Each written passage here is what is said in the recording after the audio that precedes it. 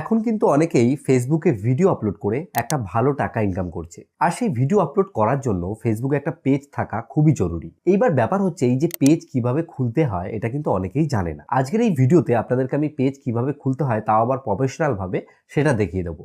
তাছাড়া 2025 সাল আসার পরে পেজ খোলার যে নিয়ম রয়েছে সেটা কিন্তু অনেকটাই পরিবর্তন হয়েছে। কারণ পেজ খোলার পরে আমাদেরকে সেই পেজটাকে ভালো করে সাজিয়ে নিতে হয়, কারণ ভালো করে সাজিয়ে নিলেই সেই পেজের কিন্তু গ্রোথ অনেকটাই বৃদ্ধি হয়। তাছাড়াও যারা অলরেডি পেজ খুলে ফেলেছেন তারা এই ভিডিওটা দেখবেন, কারণ এখানে আমি যেসব সেটিংসগুলো আপনাদেরকে দেখাবো সেগুলো কিন্তু আপনারা পেজ খুলে থাকলে সেগুলোতে সেট করে নিতে পারবেন। তো চলুন বেশি দেরি না করে আজকের ভিডিওটি শুরু করি।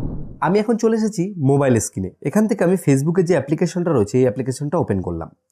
পেজ খোলার জন্য সর্বপ্রথম আপনাকে কি করতে হবে, এই যে লোগো আইকনটি রয়েছে আপনার প্রোফাইলের লোগো, তার উপর আপনি ক্লিক করবেন।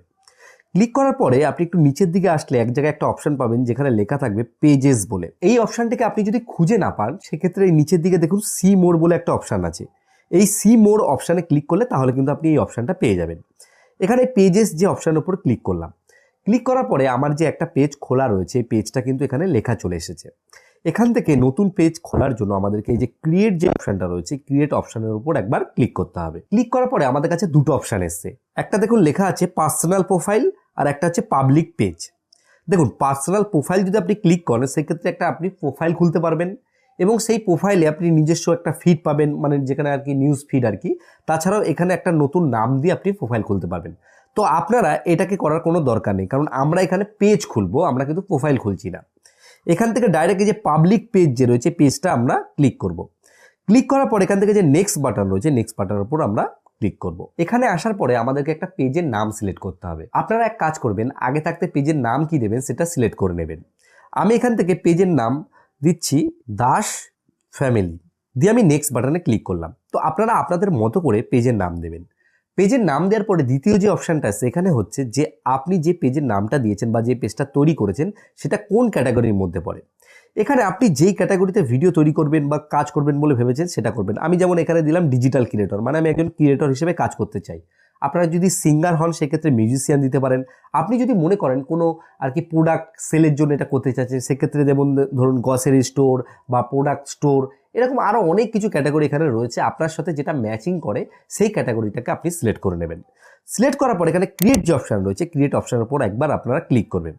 ক্রিয়েট অপশানে ক্লিক করার পরে কয়েক সেকেন্ড সময় নেবে, তারপরে কিন্তু আপনার যে পেজ রয়েছে সেটা কিন্তু ওপেন হয়ে যাবে। তারপরে কিন্তু এখানে দেখুন একটা লেখা চলে এসেছে যেখানে লেখা এসেছে you have create your page, মানে পেজ কিন্তু ক্রিয়েট করা হয়ে গেছে। এই জায়গায় আসার পরে অনেকে দেখেছি ভুল করে, এখানে যে দুটো অপশান আসছে এখানে ভুল ক্লিক করে ফেলে। এখানে অবশ্যই নিচেরটাকে ক্লিক করবেন, কারণ ওপরে যে অপশানটা আছে সেটা লেখা আছে promote your product or service. যদি আপনি কোনো আর কি প্রোডাক্ট সেলের জন্য এই জিনিসটা করেন বা পেজটা তৈরি করেন সেই ক্ষেত্রে আপনাকে এটা ক্লিক করতে হবে। আপনার যদি পেজটা কোনো প্রোডাক্টের জন্য না হয় সেক্ষেত্রে আপনাকে কিন্তু এই যে create content and connect with fans এটাকে সিলেক্ট করতে হবে। সিলেক্ট করার পর আপনি কন্টিনিউতে ক্লিক করবেন।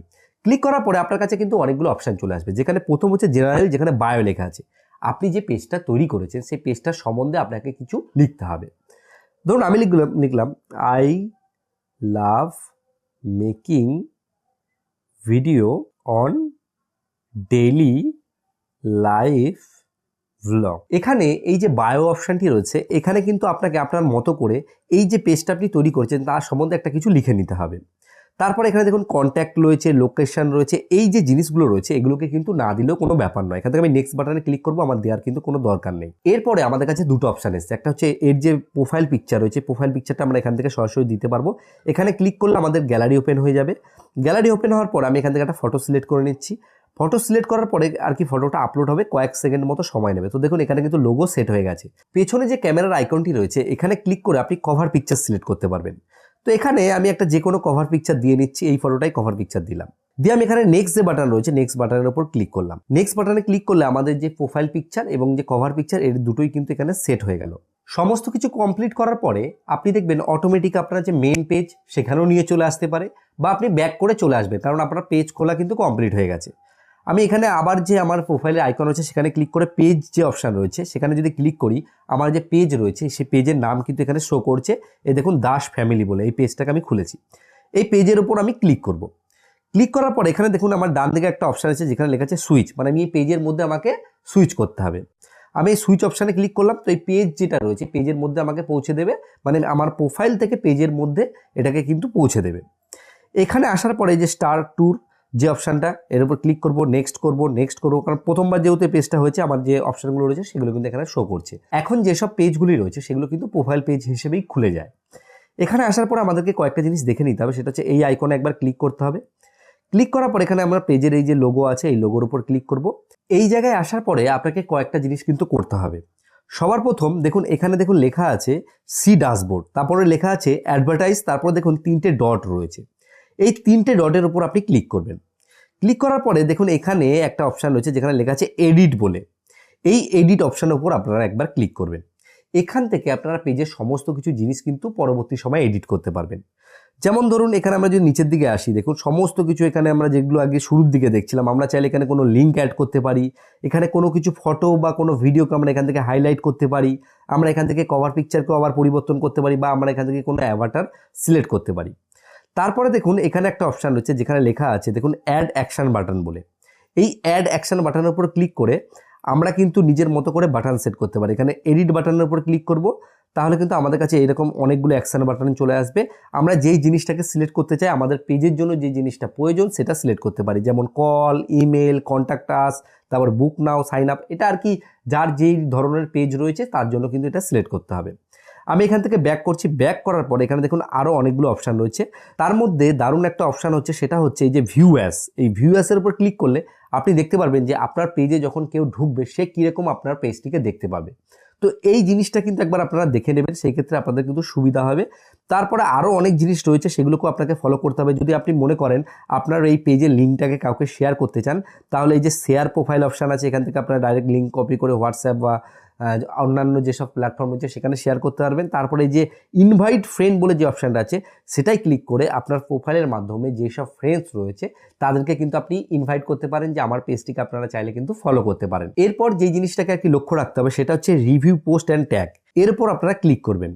ক্লিক করার পরে ডান দিকে দেখবেন এরকম সেটিং আইকন আছে। সেটিংয়ে যাওয়ার পরে আপনারা দেখবেন এই যে নিচের যে অপশানটা আছে get notify when your tag, এটা যেন অ্যাক্টিভ থাকে, এইদিকে কিন্তু আপনাকে খেয়াল রাখতে হবে।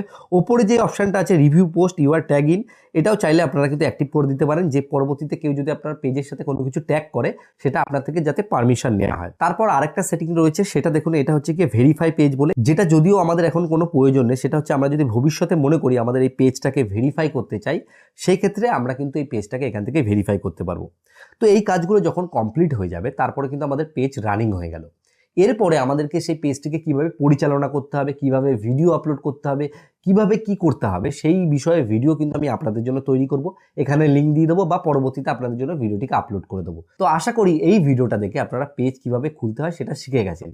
আর কোনো কারণে যদি আপনার পেজ খুলতে কোনো অসুবিধা হয়, কোনো প্রবলেম হয়, তাহলে অবশ্যই আপনারা কমেন্টে জানাবেন, কারণ অনেকেরই কিন্তু পেজ খুলতে গেলে অনেক প্রবলেম দেখা দেয়। সেই ক্ষেত্রে আপনাদের পেজ কিভাবে খুলতে হয় তার সলিউশনও আপনাদেরকে আমি বলে দেবো। তো আশা করি আজকের এই ভিডিওটি আপনাদের ভালো লেগেছে। এই ভিডিওটি ভালো লাগলে অবশ্যই একটা লাইক করবেন এবং বন্ধুদেরকে শেয়ার করবেন। শেয়ার করলে তারাও কিন্তু এই জিনিসটা শিখতে এবং জানতে পারবে। আর যারা ফেসবুক থেকে এই ভিডিওটিকে দেখছেন তাহলে অবশ্যই পেজটিকে ফলো করে রাখবেন। আর ভিডিও শেষে বরাবর আমি যে কথাটা বলি, আপনারা সুস্থ থাকুন, ভালো থাকুন, অল বাংলা টিপস চ্যানেলের সাথে সদা সর্বদা জুড়ে থাকুন।